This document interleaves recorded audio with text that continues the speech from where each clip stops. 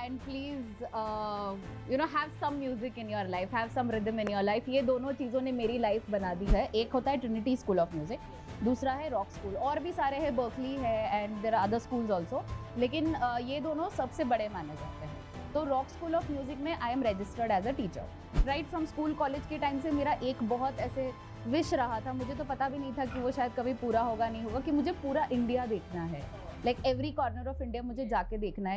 मी advocate नीरा धाडगे।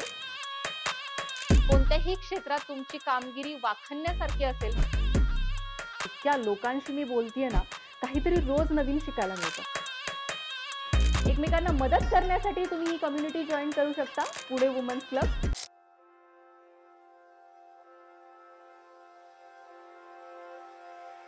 नमस्कार, मी advocate नीरा धाडगे तुमचे सहर्ष स्वागत करत आहे पॉडकास्ट विथ नीरामध्ये।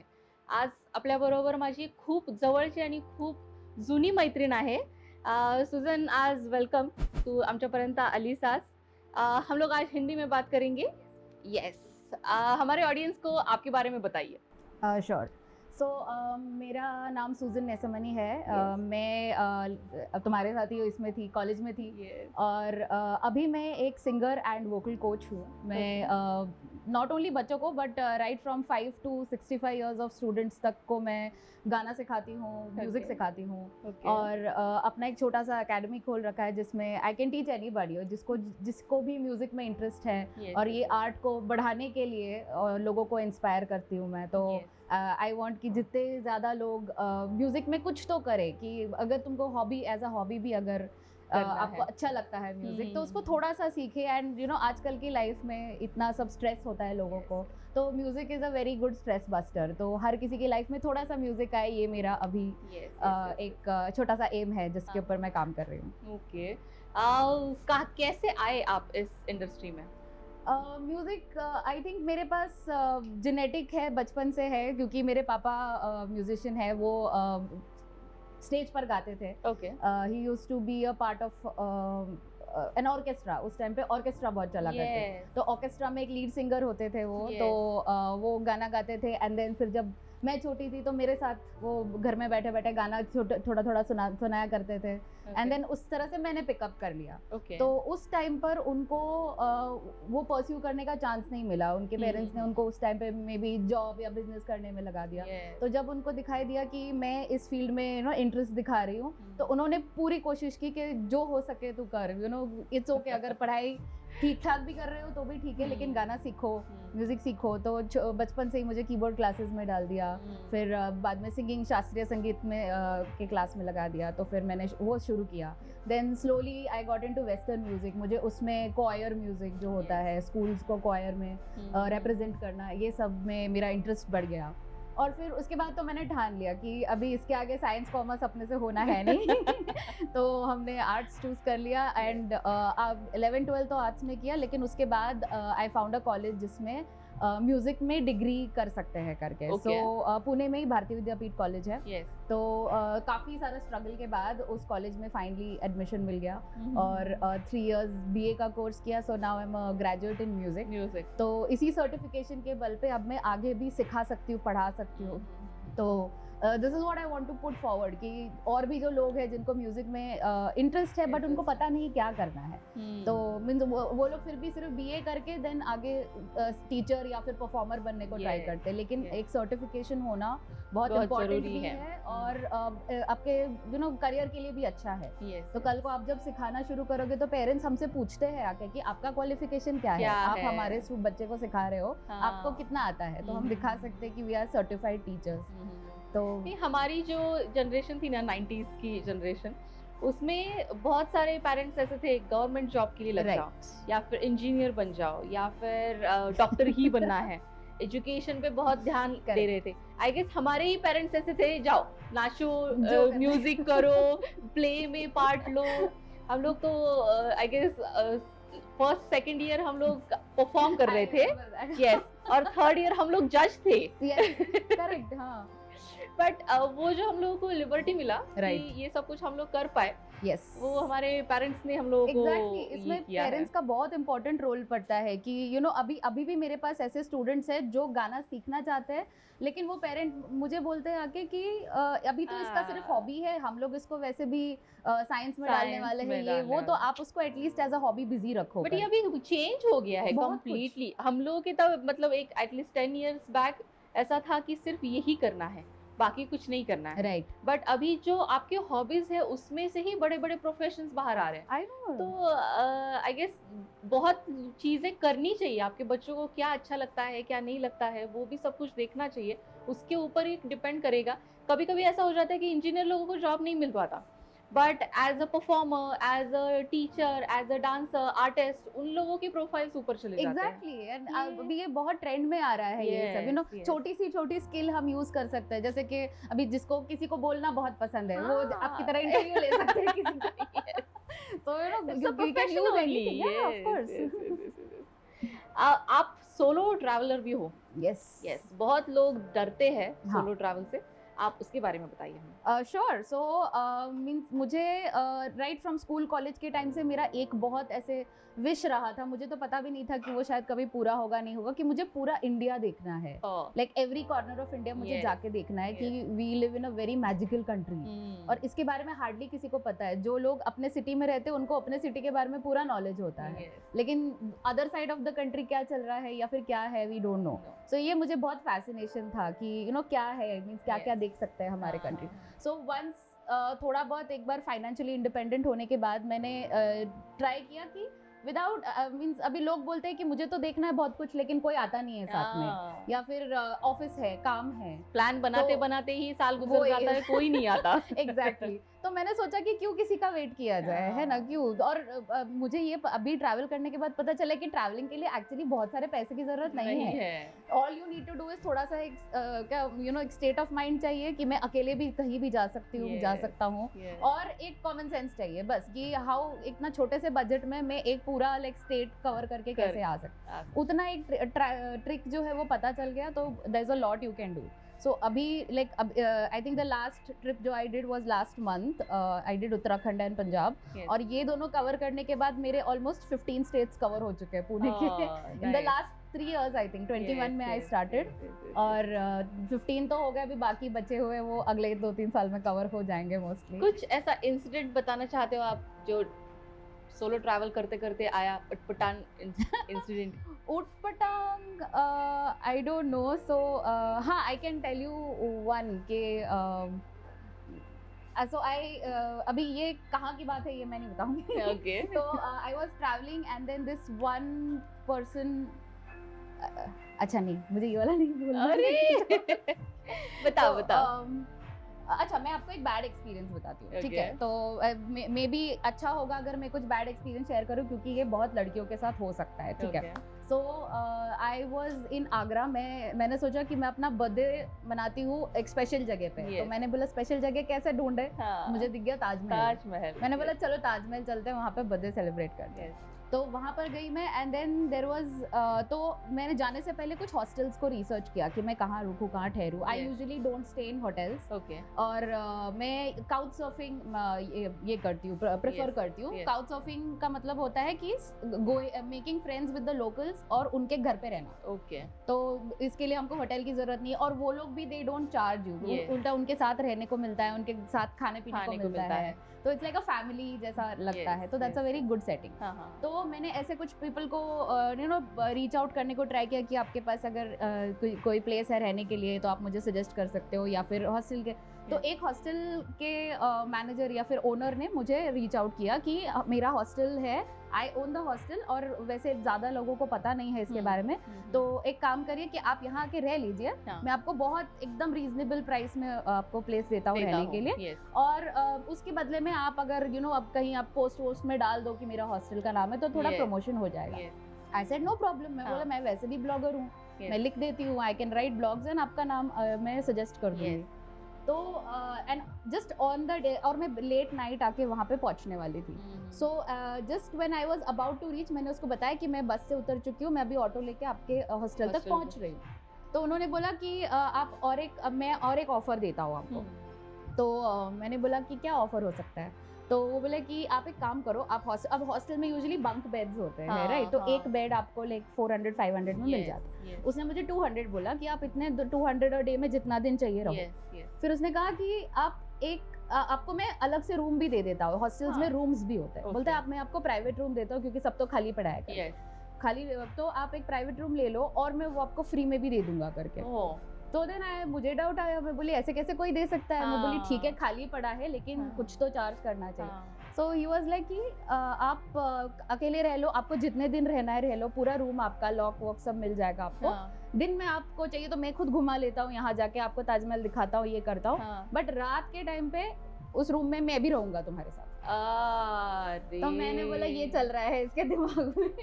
तो मैंने वहीं से जो ऑटो उल्टा घुमाया, I am like thank you very much, okay bye करके उसको मैं वहां से निकल गई। हे भगवान, फिर अभी ये तो कैसे डिसाइड करे कहाँ जाना है? पहले तो पता नहीं रहता है। This is why I said कि थोड़ा सा कॉमन सेंस हमको यूज करना चाहिए कि हम किससे बात कर रहे हैं। अगर हमको पता है हम किसी के घर पे जाने वाले हैं रहने को, या फिर तो आई यूजुअली प्रेफर फैमिलीज। अगर कोई सिंगल बंदा बोलता है मेरे पास एक रूम है आप आके रह सकते हो, हम नो थैंक जा सकते है ना। तो अगर मैंने बहुत लोगों को मैं पूछती हूँ आपके घर पे कौन कौन है, वो मुझे हैदराबाद में बहुत अच्छे एक्सपीरियंसेस हुए हैं। तो जो the first person I met in Hyderabad, उसने मुझे सामने से रीच आउट किया, आप प्लेस ढूंढ रहे हो रहने के लिए, मेरे घर में एक रूम खाली पड़ा है, आप ले सकते हो। बोले आपके साथ कौन? And it was an 18-year-old boy. मैंने बोला आपके घर में कौन रहता है? मम्मी है, पापा है, दादी है, सब लोग हैं। बोले अरे वाह, बोलो पूरा फैमिली और फिर भी एक रूम खाली है। बोला हाँ आप रह लो वहाँ आके। मैं पहले पहुंच गई उनके घर में, नो वो रात तक वो नीचे आके मेरे लिए वेट किया उसने, आप ठीक से पहुंची ना, मैं एकदम मस्त क्लीन बेड, अच्छा पानी का बॉटल रखा हुआ साइड में। बोले इसको बोलते हैं घर। फिर मैं रात को आके सो गई, सुबह सुबह आंटी ने उठाया मेरे को, उठो बेटा ब्रेकफास्ट रेडी है। फिर उनके साथ बैठ के ब्रेकफास्ट किया। वहां से निकलते टाइम वो आंटी ने भी मुझे गिफ्ट दिया, छोटा सा एक पर्स दिया, उनकी दादी ने इतना सारा चॉकलेट दिया मेरे हाथ में, ये लो रास्ते में खाने के लिए। तो इसको ये जो ट्रैवल एक्सपीरियंसेस है, ट्रैवल इज नॉट जस्ट बाहर जाओ और फोटो खींचो और ये, तो ये सब भी ट्रैवल एक्सपीरियंसेस का पार्ट है। बहुत सारे फ्रेंड्स हैं जो सोलो ट्रैवल करते हैं एंड कोई हांगकांग वगैरह भी गए हुए हैं। व्हाई नॉट, बहुत अच्छे से उन्होंने उनका ये किया हुआ है, राइट। बट ये एक्सपीरियंसेस जो है वही इंटरेस्टिंग बनाते हैं ये सब जर्नी को। हम एक्सपीरियंसेस कमा के वापस आते हैं। एक सेइंग है जो मुझे बहुत पसंद है, travel is the only thing you buy where you spend money and you get richer.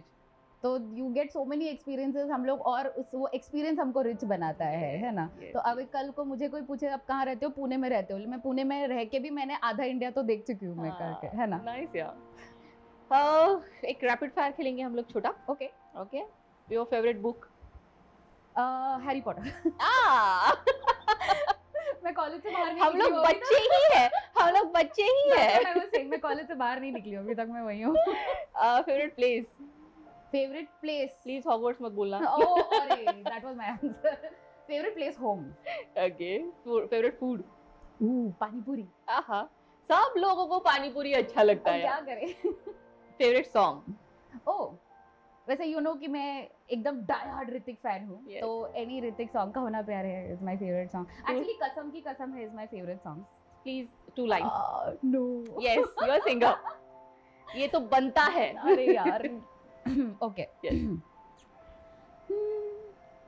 लोग कहते हैं पागल हूँ मैं, ये भी न जानूं, दिल लुटाया है मैंने अब किसी की न मानूं, चैन दे करके मैंने बेचैनियाँ ये ली है, नींदें उड़ा के मैंने तुमसे वफाएं की है, कसम की कसम है कसम से जी रहे हैं हम तेरे दम से, अब ये प्यार न होगा फिर हमसे, ये कसम की कसम है कसम से, हमको प्यार है सिर्फ तुमसे। Yes, I love you too. Thank you. Yes, best advice? Best advice, please travel and please you know have some music in your life, have some rhythm in your life. ये दोनों चीज़ों ने मेरी लाइफ बना दी. I hope कि ये चीज़ें सबकी लाइफ बना दे बस. एंड वर्स्ट एडवाइस जो आपने रिसीव की हो? वर्स्ट एडवाइस जो आपने दे, तुम तो लड़की हो, तुम कैसे ट्रैवल कर सकती हो, वो भी अकेले हो, ऐसे नहीं करना चाहिए. ओके, हमें आपके प्लान्स सुनने में बहुत अच्छा लगेगा. What you are doing now, what you are doing further? Okay so अभी फिलहाल तो आई एम फोकसिंग मेनली, जो अभी मैंने बस 1 साल ही, 1 ईयर ओल्ड है मेरा अकेडमी, छोटा सा म्यूज़िक अकेडमी. जो अभी मेरा मेन गोल अभी ये है कि इसके पहले मैं कुछ स्कूल्स एंड अकेडमीज़ में एज फैकल्टी, म्यूज़िक फैकल्टी काम कर चुकी हूँ. तो वहाँ पे मैंने देखा है कि जो म्यूज़िक टीचर्स होते हैं, सिंगिंग टीचर्स होते हैं, गिटार टीचर्स, कीबोर्ड टीचर्स होते हैं, उनको ठीक से ट्रीट नहीं किया जाता है. मीन्स उनको काम बहुत सारा दिया जाता है, स्टूडेंट पे स्टूडेंट दे देते हैं, लेकिन they are not paid very well. तो वो लोग काम तो कर लेते हैं, बट अभी क्या, उन्होंने म्यूजिक सीखा है, उन्होंने यू नो एक आर्ट सीखा है, लेकिन ये आर्ट अभी कैसे लोगों तक पहुंचाना है कि आई एम अ टीचर, तो वो ज़्यादा लोगों को पता नहीं. अभी अ music teacher can not also do marketing, can not also do promotion, ये आता नहीं है, मुझे खुद भी नहीं आता था. तो अभी फिर मैंने एक छोटा सा डिजिटल मार्केटिंग का कोर्स किया, राइटिंग का कोर्स किया. तो इससे मुझे थोड़ा बहुत आइडिया आया कि you know how to put your business out. और फिर मैंने ऐसे कुछ टीचर्स को रीच आउट करने को ट्राई किया कि आप अगर you know if you want to come and join me, तो एटलीस्ट मैं ये मेक श्योर करूँगी कि you are paid well for your time. आपका जो टाइम आप मुझे दे रहे हो, मेरे स्टूडेंट्स, क्योंकि स्टूडेंट्स आखिरी में मेरे हैं, तो मैं जब मेरे स्टूडेंट्स अगर उनको देती हूँ, तो उन स्टूडेंट्स का ख्याल रखने को आपको कभी ये नहीं होगा कि नहीं क्या है ये, you know I am not being paid well, आप स्टूडेंट पे स्टूडेंट दिए जा रहे. तो मैं उतना तो उनका ख्याल रखने को तैयार हूँ. So that much I want to do कि अगर किसी भी तरह का म्यूजिशियन हो, and no matter what instrument they play, शास्त्रीय सिंगर हो सकता है, वेस्टर्न सिंगर हो सकता है, कुछ भी हो सकता है. तो जितने हो सके I am trying to you know gather, और मैं जो लोग मुझे ज्वाइन करते हैं तो मैं उनको स्टूडेंट्स फॉरवर्ड करती हूँ अपने पास से. एंड मार्केटिंग, प्रमोशन, एडवर्टाइजिंग और लीड जनरेशन, फिलहाल तो ये सब मैं अकेले कर रही हूँ. Right now I am like 1 person show चल रहा है मेरा अभी. तो जितने लोग, अभी मेरा एक टीम धीरे धीरे अगर बिल्डअप होता है तो और भी अच्छा होगा. प्लस एक कोर टीम जो होता है कि you know somebody who is doing sales for you, somebody who is doing some promotion for you. तो ऐसे भी लोग अगर ज्वाइन करते हैं तो मुझे अच्छा लगेगा. ओके, तो यू वर सेइंग आप सर्टिफिकेशन के बारे में मुझे कुछ बता रहे थे. Yes, that's right. So right now I am affiliated with rock school of music. Okay, तो there are 2 big schools of music in the world. ये वर्ल्ड अक्रेडिटेड ये है, स्कूल्स है. एक होता है ट्रिनिटी स्कूल ऑफ म्यूजिक, दूसरा है रॉक स्कूल. और भी सारे हैं, बर्कली है, and there are other schools also, लेकिन ये दोनों सबसे बड़े माने जाते हैं. तो रॉक स्कूल ऑफ म्यूजिक में I am registered as a teacher. तो अभी मेरे पास ऐसे स्टूडेंट्स आते हैं जिनको रॉक स्कूल से सर्टिफिकेशन चाहिए. तो ऐसे स्टूडेंट्स को मैं ट्रेन करते हो. तो मैं उनको पढ़ाती हूँ. तो दे आर लाइक बोर्ड्स. हमारे पास बोर्ड कैसे होते हैं, एसएससी, सीबीएसई है. तो वो जो रॉक स्कूल है, वो लोग स्कूल मींस वो वहाँ के लिए स्कूल है, लेकिन हमारे लिए they are like a board. तो बच्चे मेरे पास आके पढ़ सकते हैं और फिर वहाँ जाकर एग्जाम दे सकते हैं. तो जाकर एग्जाम देने की जरूरत नहीं. They have made it all online अभी. तो ऑनलाइन जो एग्जाम के लिए मैं उनको प्रिपेयर करती हूँ. अभी मेरे कुछ जस्ट लास्ट वीक मेरे 2 स्टूडेंट्स का रिजल्ट आया. एक ने 84%, एक ने 93% लिया है. तो they are like doing very well, एकदम अच्छा. सो एंड उसमें ग्रेड्स होते हैं, 8 ग्रेड्स तक होते हैं. तो just like and it is almost equal to the graduation degree that you do here. लेकिन अभी आजकल पेरेंट्स को थोड़ा सा और like just to get a fancy degree वगैरह, तो उन्होंने लाइक वो आते हैं मेरे पास कि आप ग्रेड स्कूल के लिए पढ़ा सकते हो क्या. Like why not. मैंने ग्रेड खुद नहीं किए हैं, लेकिन मैं पढ़ा सकती हूँ. मैं उतनी मेरे में कैपेबिलिटी है. कभी कभी क्या होता है, रास्ते पता नहीं रहते. Exactly. जाना कहाँ पे है वो पता रहता है, बट कहाँ से जाए, वो जो गाइडेंस रहता है, वो गाइडेंस देने के लिए भी कोई होना चाहिए. करेक्ट. एंड म्यूजिक इंडस्ट्री में गाइडेंस देने के लिए हमारे पास सुजन मैम है. आप उनसे कभी भी रीच आउट हो सकते हो. यहाँ पे भी हम लोग उनके सारे डिटेल्स शेयर कर देंगे. एंड जैसे वो बता रहे हैं कि डिजिटल मार्केटिंग या फिर उनके स्कूल में किसी आप म्यूजिशियन हो या फिर कुछ अलग प्लेटफॉर्म से आते हो, रिलेटेड प्लेटफॉर्म से आते हो, तो उन्हें कांटेक्ट कर सकते हो. And anything you wanted to say? Yes, एक चीज़ मैं ऐड करना चाहती थी, एक्चुअली मैं रह गया।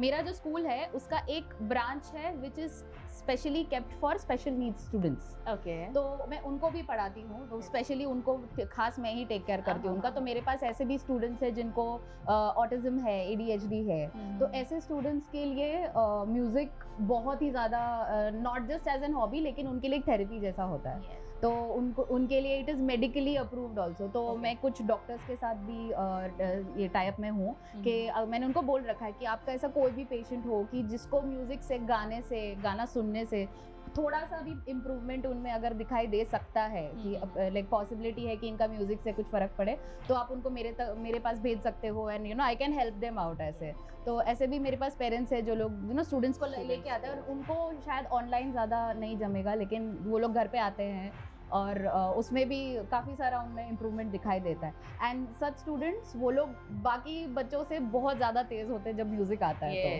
तो यू नो पढ़ाई में वगैरह में भी दे आर स्लो, लेकिन म्यूज़िक में कभी कभी मैं खुद हक्का बक्का रह जाती हूँ, मैं मेरे से भी अच्छा गा रहे हैं, ऐसे हो जाता है। तो उनके लिए भी एक बहुत अच्छा प्लेटफॉर्म है। बहुत अच्छा प्लेटफॉर्म है।